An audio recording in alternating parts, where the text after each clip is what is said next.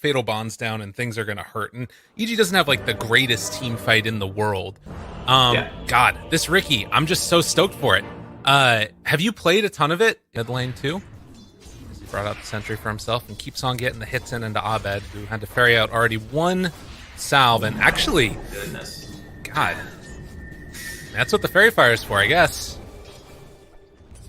Yeah, however good you are with side blades is basically how good you are as a TA player.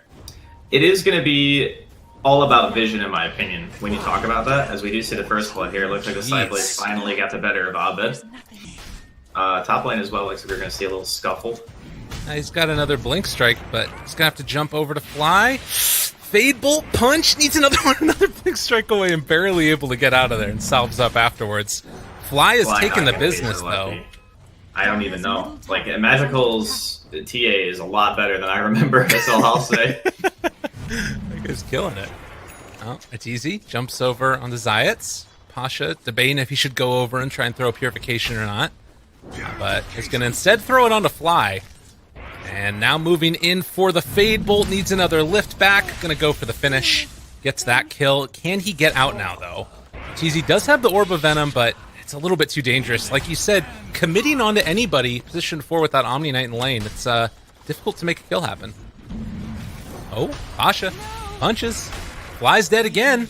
And now trying to turn onto Pasha. Stick charges, though, to keep him alive. And then the body blocks come in from Zayats. Tries to chase with the tricks of the trade, but it's not quite going to be there. And both are going to escape, I think, on very low HP as they turn it back around. Arteezy needing to run away. Does have that permanent invisibility to be able to make his walk out. Fly is going to bring him a salve on the Riki, so he'll be okay for now. Mid lane, Abed getting dove here. He does have a TP, but he's not going to use it. He's going to die. And Astral is back up in a second as they're going to drop the mass amount of tips onto Abed. They don't care. So they take one, going to go for the duel. Chase up, can they get that kill? It looks like they are going to finish off Crystallize. Nice, good movement. And just like that, they're able to pull it back a little bit more into their favor. Still running into some issues with this OD that going to clear those out. But right now it's Ramses who just wants to party. Let's go. Duel comes off there. The overcharge is blowing, and seeing if they can burn through him, they do. I don't know what the thought was there.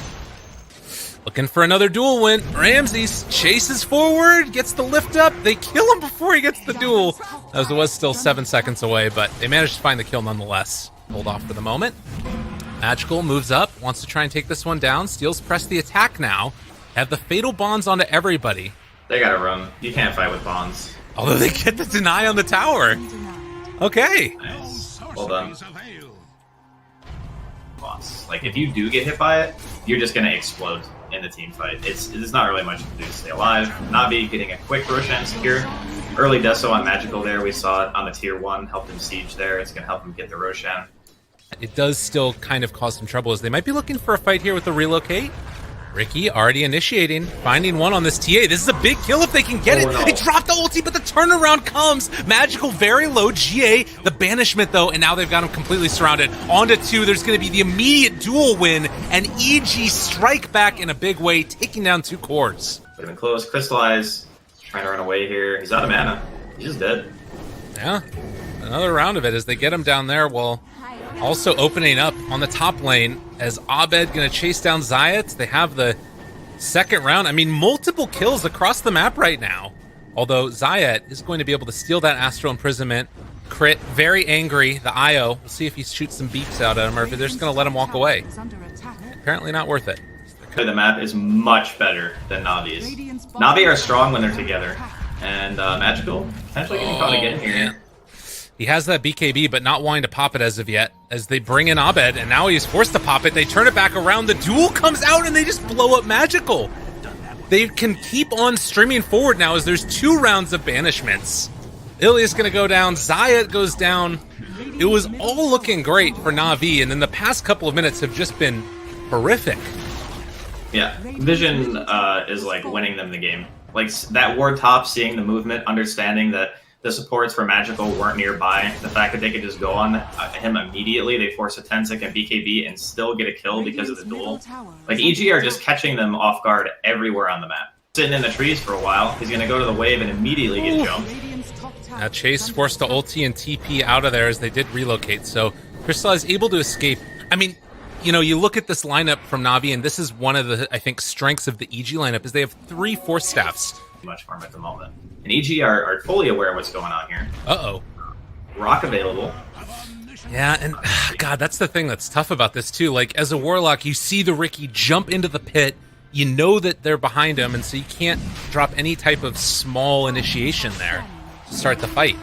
But Magical is going to try and take down Roshan now, and EG not really moving into position to contest this, it looks like. I don't know if it necessarily even matters that much if they get this. I mean, they would want to fight it if they could, but it would be playing into Navi's biggest strength. Oh god, and they're walking into here. They got to be careful. EG and Roche fights. Name a more dynamic duo as they get 4-person rocked, but is there any follow-up afterwards? The chase forward, they've got him caught. There's going to be the GA coming out already.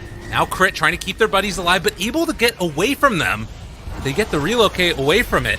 Ramses turns around, wants to go for the secondary fight. Walks up to Magical, but not able to take it. The run away from Crystallize, he's already escaping. They have the cloud down onto several, and Abed walks in a double kill. Big ulti, drop down, and now Magical all alone. Pasha can only look on in dismay as his TA gets blown up. That's Aegis down, does have a Blink Dagger, but not able to get it out in time. The duel win, and EG lose nothing. That rock just, if it doesn't win you the fight's over. Like, that's basically how it works right now for Navi. Because it's their only teamfight utility. They GA'd, they rocked, and that wasn't enough. That pretty much just, to me, says GG. Like, if you can't win that fight when you get a 5-man Fatal Bombs into a rock and a GA, you're not winning. Like, it's just not going to happen. The 9 beats coming out from Crit as they have a 7,000 gold lead, but more importantly, they are unencumbered by cooldowns. They still have 100 seconds until Warlock is going to have his ulti back up. Crystallize denies the melee barracks. I mean, they got some upheaval working, but that shit ain't going to win you the game. And Riki is really good against Slark, and it's really good against TA. So EG have the favorable core matchups, and Navi had to play this like team fight kind of thing here as we see RTZ. Uh-oh. They walk away, tries to escape, but your Battle Fairy won't help you now, as they do finally bring him down. I mean, this dude's trying to get towards a Aghanim Scepter as they blow up the Warlock down bottom. But EG feeling quite strong. You can't really blame Crystallize for this game, though, because they first picked Slark. Yeah. Like anytime you first pick a hero, you have to go with the assumption that that hero is not going to have a good game. It just can't, especially when it's a core, because you have 5 other picks to make sure that that guy has a bad time, and he's 0, 4, and 0. The man has not been involved in a kill. And again, it's not really on him. It's more just the way that the lineup kind of plays. They had one really strong lane in the mid, and Magical played, very, very well. And then their top lane did okay. But as soon as the tier 1 dies bottom, like, Crystallize doesn't have anywhere to go. Like, he can't play the map against a Riki. Half the time, he was just sitting in trees. Yeah. No, it's true. So I think it's either like worry about banning at least one hero on the second phase so that Crystallize can have a better time. Like if they banned Riki instead of like the Naga or the PL, I dare say this game would have been more manageable for them because the Riki just applies so much pressure to you by not being on the map. And based upon that, like, is it mainly just this game, or are you starting to feel Riki as maybe a possibility for other teams here? Like this has looked really good so far. He is very playable. Okay. But let's also remember that this was a very late pick. Yeah. So I always say that there are certain heroes that are really potent when they're allowed to be picked late into the draft. You think of the classics like Broodmother, stuff like that. But there are a lot of heroes that just excel when you can pick them like 9th or 10th, and you know that the enemy is not really going to have a whole lot of answers for it. And Riki definitely fits that category. And you look at this now, he's got that Aghanim Scepter. The cast range on Tricks of the Trade is insane. They smoke up, they're going to get together. He's probably just going to cast this right onto Ramses, jump into the middle of the fight, and everybody is taking the Tricks of the Trade. Crystallize already dead. They find themselves the duel. Riki's chasing them around every which way. And so far, they've already lost that Warlock, so no extra team fight coming out from Navi. Magical tries to walk away, but is not going to be able to. Pasha also in trouble. They managed to kill off a courier, at the very least, but GG is called as EG, looking strong in game number 1. Yeah, it was a really nice draft. The laning phase looked a little bit sketch, especially from the mid. But I don't know, man. These types of lineups that there's no comeback, right? That's the biggest issue with Navi's lineup. Is it doesn't matter.